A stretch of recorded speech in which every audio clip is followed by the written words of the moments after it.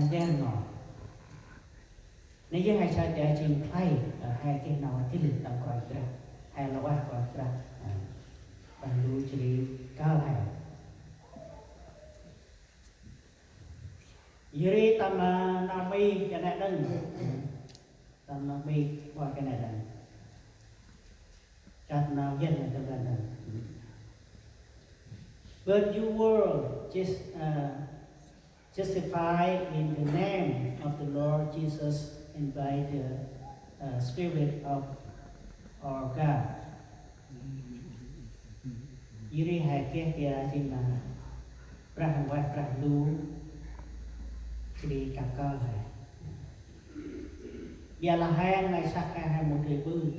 Giờ là prang vai prang lu thì cặp cơ này. Đâm tay hàng tầm ôi mà. Yuri pray so bằng tay thì cướp sách mà con họ đánh thì cũng cho prang vai. Chỉ cũng được là Yuri prang vai có là ta là hai mù bữa sau mù đất prang vai chỉ hành sinh lại chặt hai mù người bưng vô là luôn luôn lại chặt ếch đưa đèn đâu ta là hành sinh khả năng hay nam sức khỏe hay nam bằng một người bưng ta là hành sinh prang vai mà có là kinh lui năm hai kinh năm bên hai chỉ kinh nào bơm nói hay là đang tu mà kinh này nên chỉ ý khai prang vai bằng hút tầm ấp năm hè bằng cao hè tầm ấp mùng na hàng buổi sáng nên ý nào ý hè cười bừng một tuần lại sắc hè hàng một người thiê và người nào tên thành tổ đây là cái prang vai prang du chỉ bằng cao hè tâm hè dưới hè cười tiên này là quyết prang du nên như hai sao thì chỉ nào khai còn prang đánh chỉ mà cùng cho hè kèm mà hè cút chỉ cái nào chi tầm còn prang cái nào cả kinh hay sao na ra tầm gần đừng na ra nét tu cùng rập tầm lắm lẽ hai cái này tu cùng rập đưa tầm khát đi hay một cái ông tầm lân tầm cư tay cái tầm là tầm lân tầm cư tay muốn kê cho sùng sa muốn kê cho sùng sa đâm tầm mì là hay là một cái chặt hết là ông ta chứ tầm mì chỉ một cái print đen này hay là lại ông ta không họ hay làm như các bạn đi sùng sa một cái chặt hết rồi một cái print đen này hay là không lao hay rồi nàng đâu chỉ là cần bằng lo chỉ là lo nào tầm hết được nàng đâu ta là phải quên người tầm TV này hay sao nàng đâu là cái nó lo tầm hết được giờ là hai tầm coi ra chỉ nó bự hai tầm kinh coi ra hai cái nó vừa sao Yuri na prandu trường vách hai một kích giờ là hai cái hầm ra chết đó là prandu trường vách chỉ bằng là shop khô cặp kinh coi ra nên như bằng trường vách ta làm cô in rất mà coi ra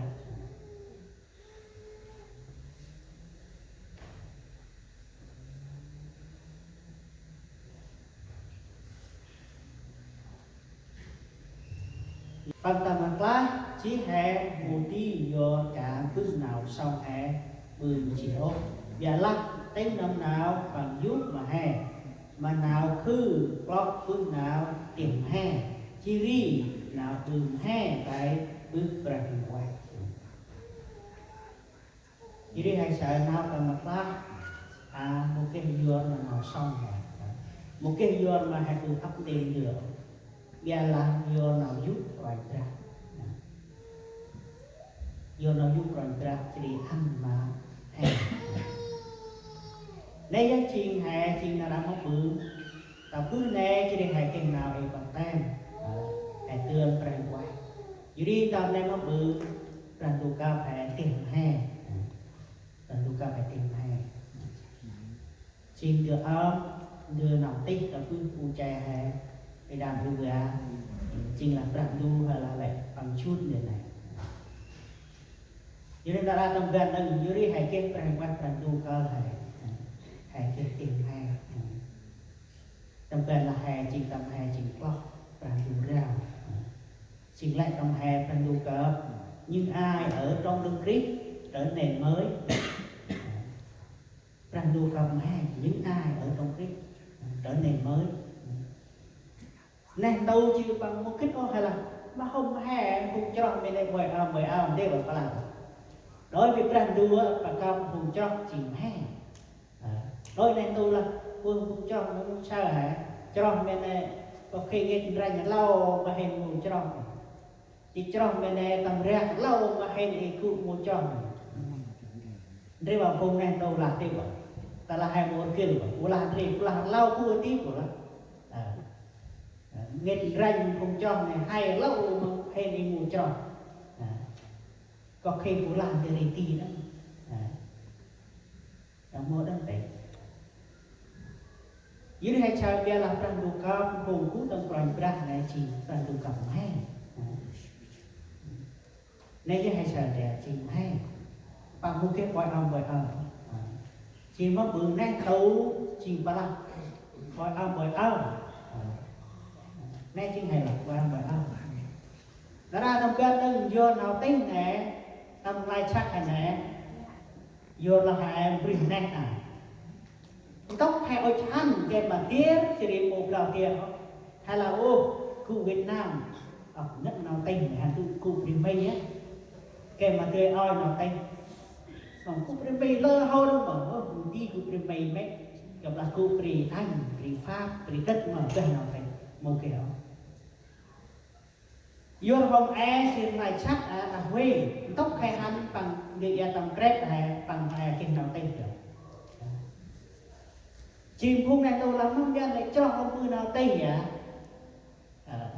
nên phun này tôi làm một bữa tôi làm từ tí đó phải tiêu bây là ăn tôi làm cái đây một bữa ăn tí đó do là hai họ ăn này sắc là đàn tu yuri hè hôm kia nào tây họ ăn tao mười năm ngày khác ai nào mình hè có khi là giấc nóng bưng ngay hay có khi giấc bằng họ kêu hoàn toàn là hay là trong cái gì một cái đấy vô là họ ăn này sạch đốc cái này sạch hắn chỉ bằng crep hay là ra đồng gần hay là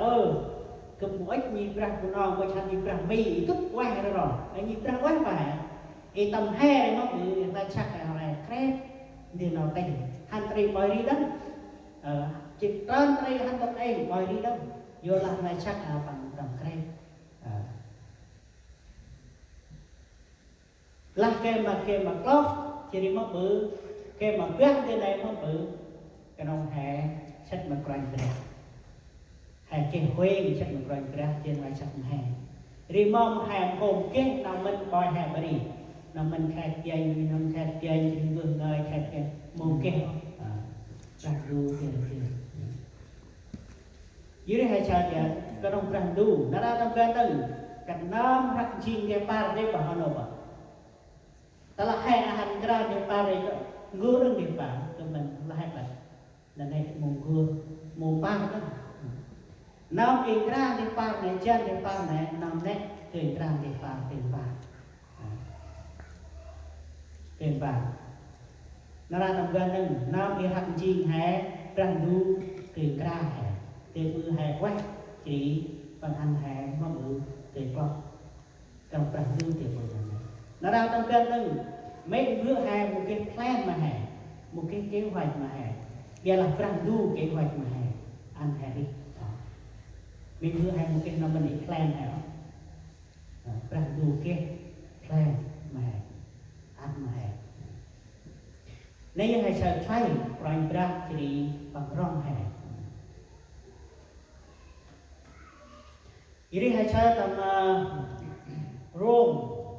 Roma chương 3 câu 24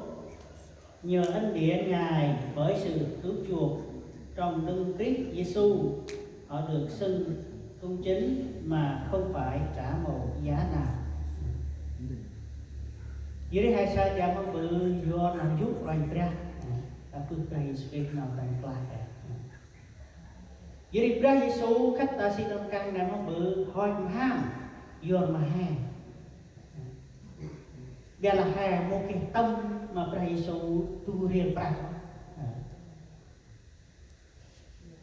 Chúa Giêsu chết thay vì chúng ta, tại vì Đức Chúa Trời yêu chúng ta không có trả một giá nào, hay là một đồng hay là một xu, hè một cái tâm. Nó ra trong cái đừng ta là hè tầm mai bạc con nô hè của đã tâm bởi được, ta là hè mai bạc nhà băng mà tụi đâu cái đầu của đã tâm như vậy. Ở Việt Nam đây tầm mai bạc không bự là một tâm hành rung như vậy. Bây giờ là Chúa Giêsu khách mà hè mô cái tâm tu riêng bạc. Chỉ Chúa Giêsu xăm hè trong cái đừng áp ôi mang hè một cái tâm tu riêng bạc. Không khí hè cho là ôi mang hè một cái tâm đừng mà Chúa Giêsu free. Đó là hai mai như bác oxy này không bự tầm tu nam đã ở khu sọc ra tu nam đã ở. Đây là không khí hành sô ra thành nghe ôi mang chứ không bự không cho này Chúa Giêsu ăn free. Chúa Giêsu một cái choi một cái sọc ra này Chúa Giêsu ăn free. Đây nào giúp nào rong Chúa Giêsu ăn mà hay là quay Chúa Giêsu rong hay không nghe. Một trường hè cũng có năng tàu bằng rong hè tối hè chất mà phải ra áp bằng hè mắt hè ưng. Đối với là hè hay là trang tu qua hè là ốc năm hè dày vậy chạy trâu còn là nào chạy trâu được cái xe trang tu qua hè con được qua là con được lại ngồi xe đẹp qua là con trang tu được dù đây năm dù ốc năm cái năm Pran Du chỉ hai chỉ con Pran Du. Jadi hai saya chỉ play, nào Pran Du chỉ ở nhà, ở đây chỉ cũng cho hai Pran Du. Ta trong cái đó do trong Israel,